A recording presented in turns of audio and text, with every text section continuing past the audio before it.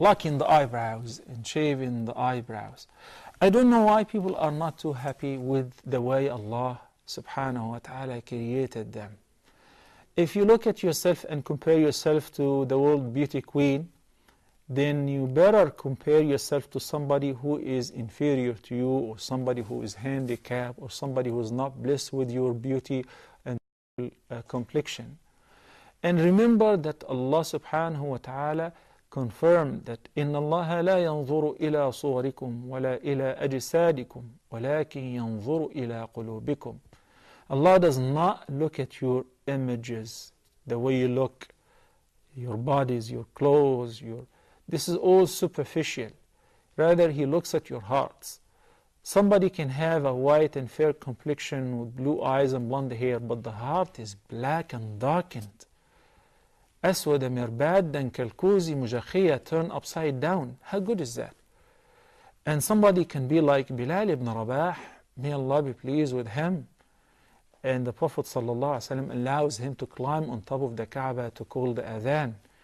And he says, "Oh Bilal, what is so good that you do that I was able to hear your footsteps in heaven?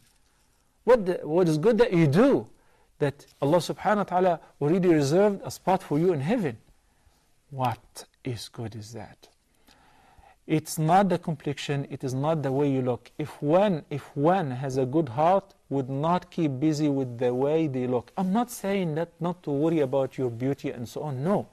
A woman should adorn herself for her husband, and a husband should adorn himself for his wife. Abdullah ibn Abbas radiyallahu ta'ala anhuma used to say, "I like to adorn myself for my wife the same way I like her to adorn herself for me. إني لأحب أن أتزين لزوجتي كما أحب أن تتزين لي." This is great. إن الله جميل يحب الجمال. Allah is beautiful. He is most beautiful and He likes beauty. But altering the creation of Allah subhanahu wa ta'ala is a major sin. Because the shaitan, amongst his promises, he said, وَلَا آمُرَنَّهُمْ فَلَيُغَيِّرُنَّ خَلْقَ اللَّهِ. And I'm going to whisper to them and command them to change the creation of Allah. Somebody doesn't like their complexion, they spend that much money in order to change their complexion.